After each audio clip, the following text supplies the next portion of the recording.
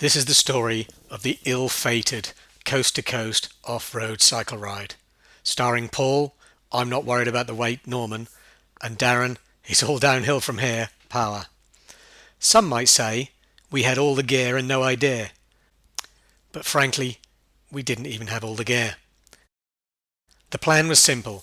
We would get a train from home in Norwich to London, cycle from Liverpool Street Station to Euston, get a train to Preston, change over to a slower train to Barrow-in-Furness, then get on a very old train from Barrow to Ravenglass, and finally, the easy bit, we would ride mostly off-road over mountain hill and dale from West Coast and Irish Sea to the North Sea on the East Coast.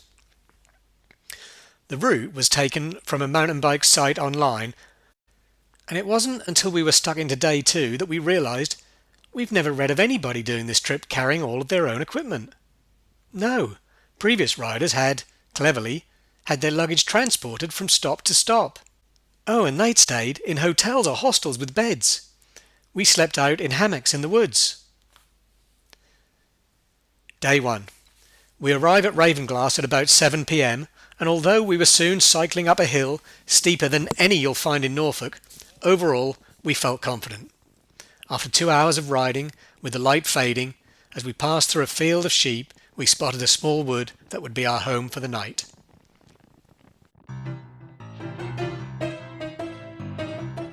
Here we are for the big push. It's happening.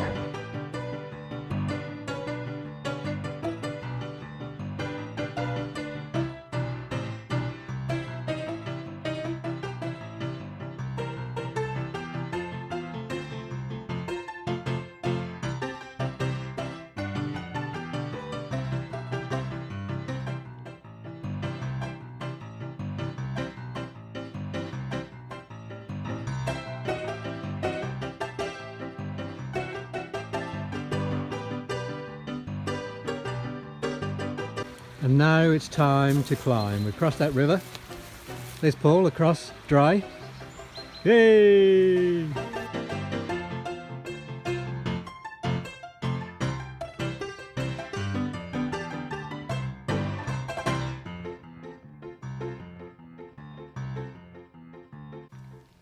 The day 1 stats, we rode 7.8 miles, we ascended 281 metres at an average speed of 6.35 miles per hour, and we were riding for an hour 45. We slept in the woods near Boot. Here we go then, we just started day 2. Just come out of the woods, packed up our gear. A little bit of rain, but sort of bright in the background. Is this the trail?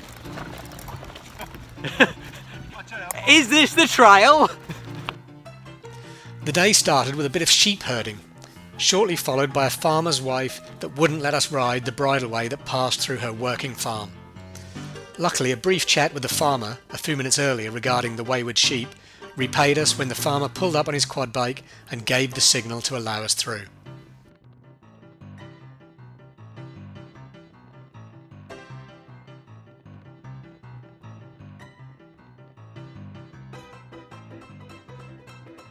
Things were looking good for day 2 until we came across this sign. So we're just in a day 2, 2 miles in, it's about 8 o'clock in the morning. We just come across this sign, 30%. Narrow route, severe bends. So that sounds fun. But even that was too easy for us. We were going off-road and over the top. Within minutes we were presented with this rocky climb.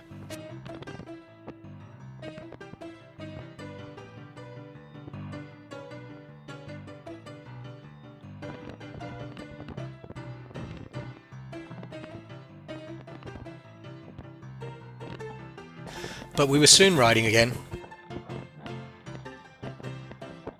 Well, at least for a while.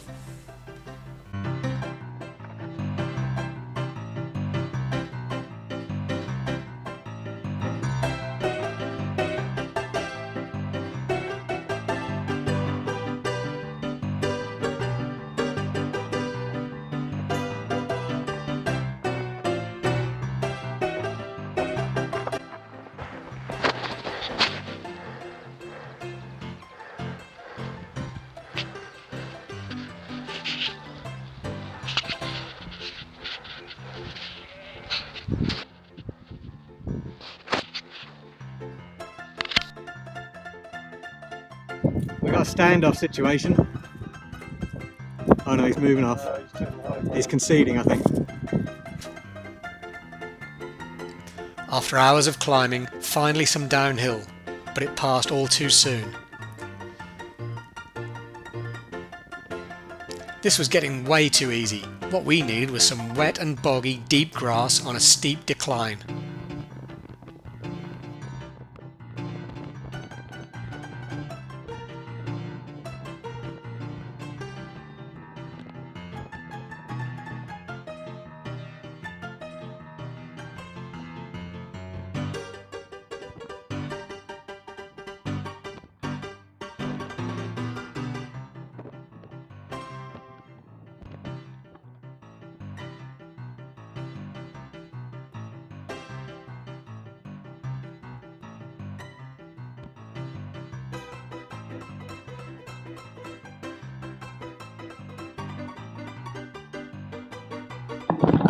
Oh, what's this? The river.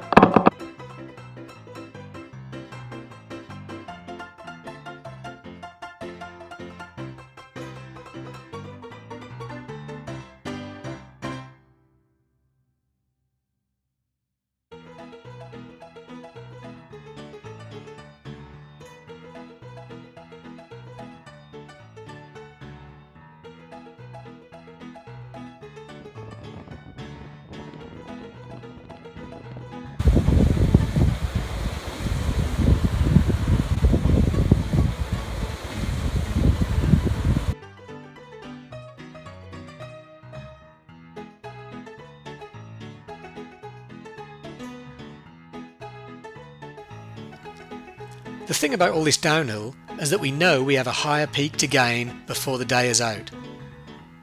And so it began, the big push.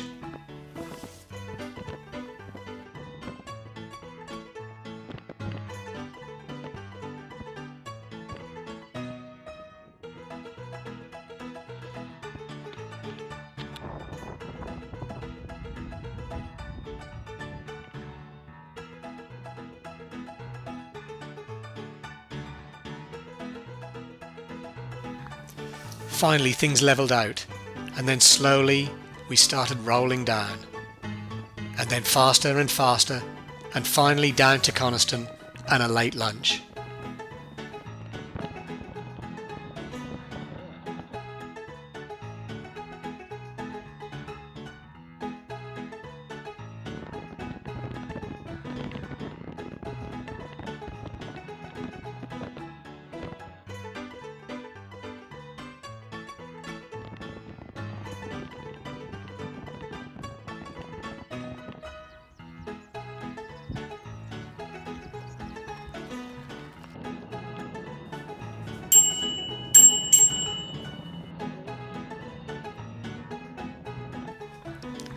After a big afternoon breakfast, it was back into the hills, and 3.5 hours later we were setting up camp. I'd had enough of the cold and uncomfortable hammock, and slept much better on my roll mat on the ground. So this is our camp for tonight. Look, Paul's building the good ship hammock, and I've got ground dwelling big tarp. We're in the woods just outside Grisdale, which is just west of Windermere, where we're going to head to tomorrow. The day 2 stats, we rode 19.98 miles, we climbed 1287 metres, and by the way, for reference, Mount Snowdon is 1085 metres and Ben Nevis is 1345 metres. We averaged a speed of just 4.6 miles per hour and were riding, or should I say moving, for 4 hours 25 minutes. We slept in the wood near Grisdale. Day 3, Grisdale, Cumbria. It's all downhill to the ferry, but before that we had to get lost, and in the end we took the road, as the bridleway just disappeared.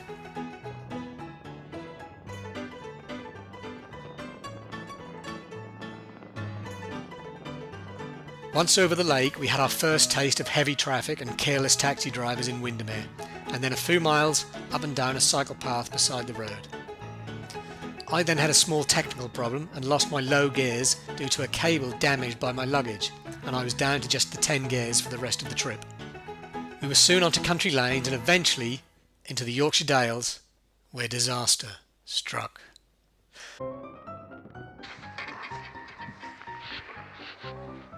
Here we are, must be 5 miles from any main road, with broken spokes and a farmer who kills sheep in the woods to keep people from sleeping there. The first thing that happened was that Paul broke 2 spokes in his back wheel. So we decided to stop for the night in the woods. Paul scouted out a spot and came back out to get his bike, and as he came out I went in, only to discover that somehow he'd overlooked 2 sheep carcasses. One was half eaten and the other was, fresh. Paul, who has watched a lot of horror movies, was convinced that the farmer had put them there to discourage camping. Well, whatever the situation, there had been carnivorous visitors, and there would likely be some again that night. So we chose instead to walk to a peak of 540 metres and down the other side to the nearest village 8 miles away, where I persuaded a hotel to reduce their room rate by £80 and the chef to stay on for an extra hour to cook for us. Here I am pushing the bike into T-Bay. 4.5 hours now since the bike broke.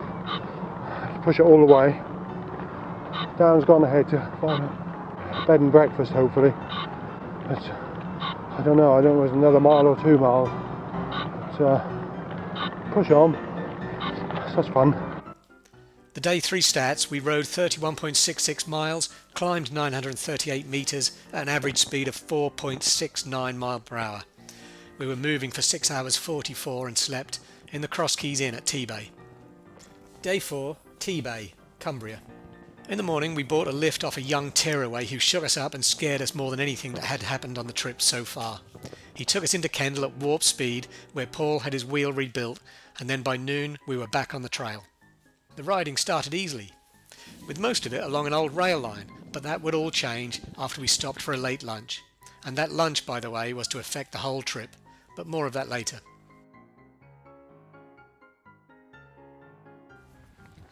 This was not the highest peak we would scale, but it was energy sapping and soul destroying and was our hardest day.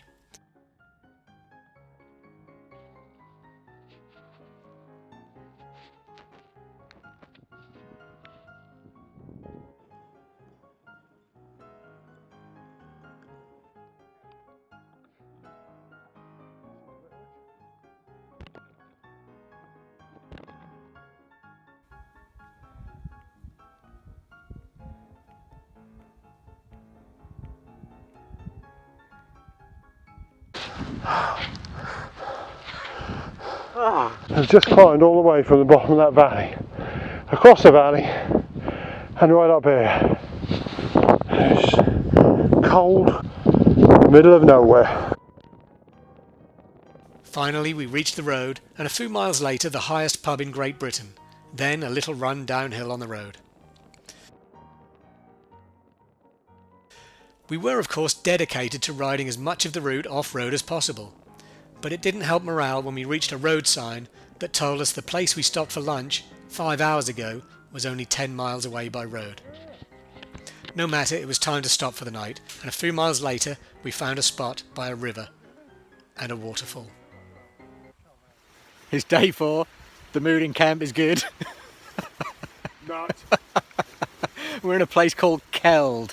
We've just been to the highest pub in the UK.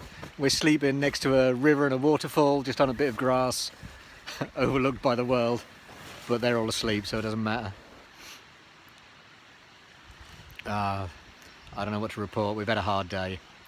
Tell them how we dragged bikes across a moor. We dragged our bikes across a moor, up a 30% hill with clumpy, I don't know, mossy, impossible, grass. swampy grass, and For no apparent reason. and at least one of the team is not happy about it at all. The day 4 stats: we rode 27.11 miles, we ascended 785 metres, and we rode at an average speed of 6.8 miles per hour. We were only riding for 3 hours 58 minutes and slept on the riverbank at Keld.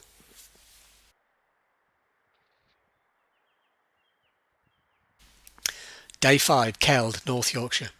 In the morning we realised we had a big problem that was going to change the course of the rest of the trip. Paul has a problem with gluten and is very careful about what he eats. At our steak dinner the day before, he checked with the waitress that the chips were indeed only potato. Now, I don't want to get on a rant, but why does every restaurant these days buy those bags of reconstituted potato dust instead of cutting chips?